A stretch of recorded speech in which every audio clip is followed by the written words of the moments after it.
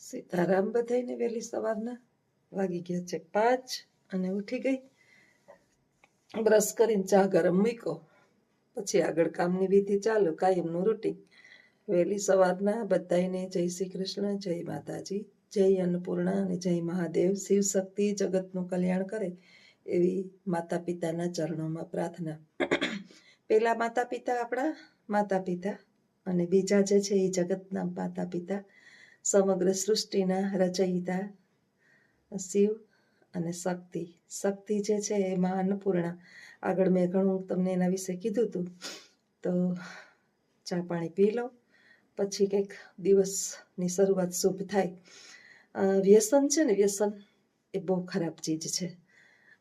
ઉઠી અને ક્યાંક જઈએ ને ત્યારે બહુ પ્રોબ્લેમ થાય. મારા ઘરની અંદર ઉઠીને અમે બે છે ને, અજીતને વહેલું ઉઠવાની ટેવ, એટલે એ ઉઠીને સીધા ચા મૂકે અને પછી પોતે તૈયાર થાય, પછી ચા રેડી થઈ જાય ને પછી જ મને ઉઠાડે. નસીબદાર છું કે કમસે કમ આ સુવિધા તો ઉપલબ્ધ છે.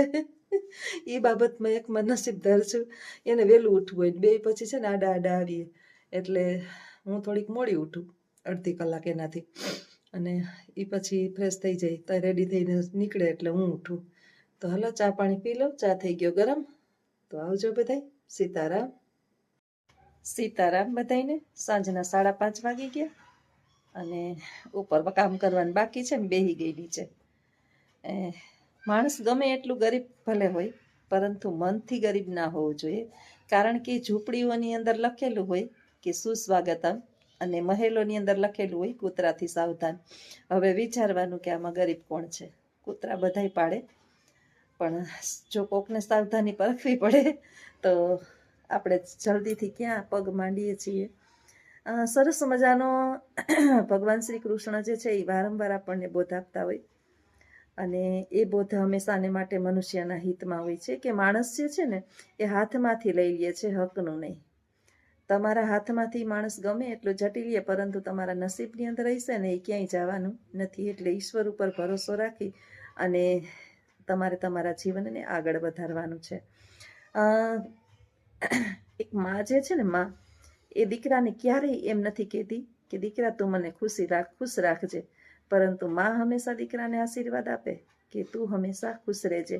એટલે ડુંગર ઉપર પગથિયા ચડી અને માતાજીને ચૂંદડી ચડાવતા પહેલા આપણી માતાએ કદાચ ફાટેલ તૂટેલ કપડાં પહેર્યા હોય અથવા તો ગરીબ ઝૂંપડીની અંદર રહેતી હોય, તો પહેલા એ માનો ચોક્કસ વિચાર કરીએ.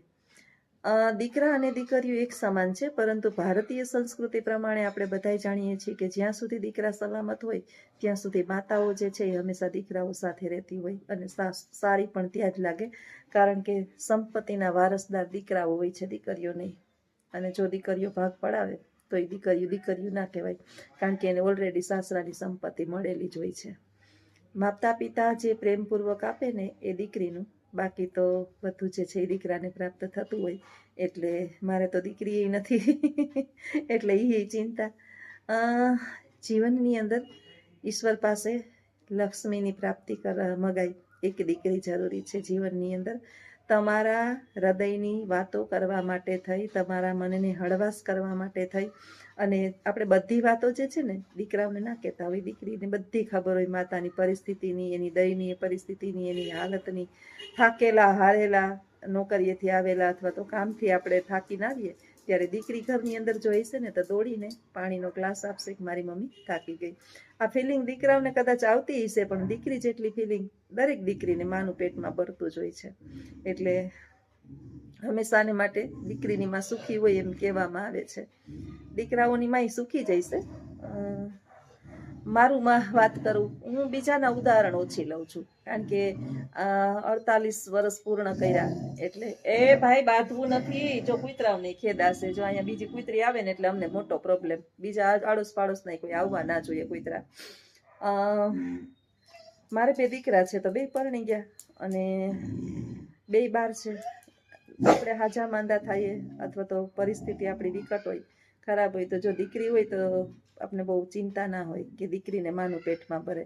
દીકરા પછી એના પરિવારની અંદર બિચારા બધા સચવાઈ ગયા હોય અને એના જીવનની અંદર એ સુખી હોય, તો એનાથી વિશેષ એક માતાને કાંઈ ના જોતું હોય.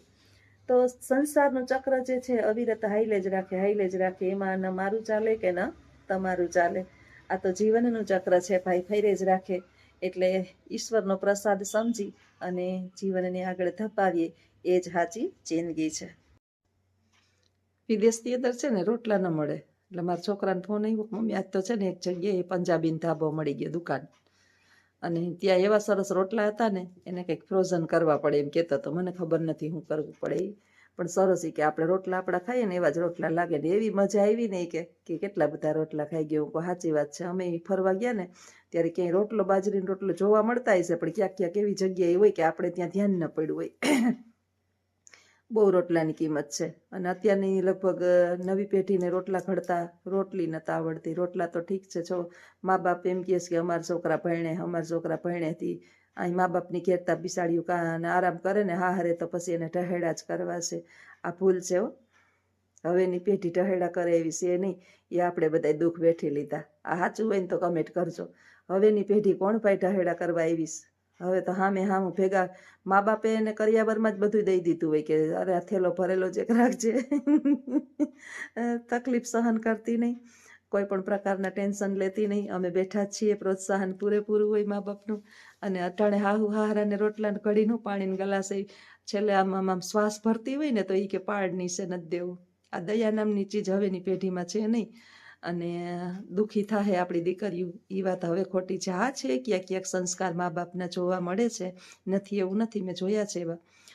એના મા બાપના સંસ્કાર હોય કે સાસુ સસરાની જે સેવા કરતા હોય ને મા બાપની, તો આપણે 20 વર્ષના 25 વર્ષના આપણે ત્યાં રહીને જ આવ્યા હોય, હારે વહી ગયા હોય, પછી જેમ હાહુ હારાની સેવા કરતા હોય ને એમાં એના સંસ્કાર ટપકતા હોય ને એવા જે છે ને ક્યાંક હજી એ જોવા મળે છે. પણ હવે છોકરીઓ દુઃખી નથી થતી. એ આપણે ભ્રમ છે મા બાપનો કે હવે તો હામ ફટાફટ જવાબ આપે. એક હાહુ બોલે ને તો હામાં 10 જવાબ એના વેળ તૈયાર જ હોય. એટલે હાહુ બોલતા પહેલા વિચાર કરે કે આની અરે માથાજી કરવી, એના કરતા ન કરવી. અત્યારે યુગ ઈ છે, આવી ગયો છે. તો આપણે આપણા જીવનની હું વાત કરતી હતી કે ભગવાનના હાથમાં સોંપી દેવાની નૈયા, કે મારા જીવનની દોર તારા હાથમાં છે. હવે મારતોય તું ને તારતોય તું. કારણ કે 1000 હાથવાળો છે, અંતર્યામી છે ને, બધી ખબર છે. એના સિવાય આ દુનિયાની અંદર આપણું કોઈ છે નહીં, એમ સમજી અને અબ સોંપ દિયા ઇસ જીવન કા સબ ભાર તુમ્હારે હાથોं में, मेरी जीत तुम्हारे हाथों में, मेरी हार तुम्हारे हाथों में. અને એક બીજું સરસ મજાનું છે પદ, મને યાદ આવશે તો ક્યારેક કહીશ. ભગવાનના તો પદ ગુજરાતીમાં તમે દ્વારકાધીશના જુઓ, હિન્દીની અંદર મજા જ આવે સાંભળવાની. આપણે એવો આનંદ આવે કે ઉઠીને આપણો દિવસ છે ને શુદ્ધ થઈ જાય. જિંદગીમાં આપણે ક્યારેક કેવું ન પડે કે આજ મેં કોકનો દિવસ મોઢું જોયું ને મારો દિવસ ખરાબ ગયો. ઈશ્વરનું સ્મરણ કરતાં ઉઠીએ, દિવસ ખરાબ જાય જ નહીં. ખરાબ દિવસ નહીં, આપણે ઈશ્વર આપણે ખરાબ કંઈ થવા જ ના દઈએ. અને આ વાત જે છે ને એ 100% સત્ય છે. કારણ કે એ તો અનુભવની વાત છે, ઈશ્વરના અનુભવની. ઈશ્વરને બહાર શોધવાનો નથી, આપણા અંતર્મનની અંદર છે. આંખ બંધ કરીએ એટલે આપણે જે આપણા આરાધ્ય દેવ હોય ને આપણે દેખાતા જ હોય. દેખાય એટલે સમજી લેવાનું કે આપણે ભેગા છે.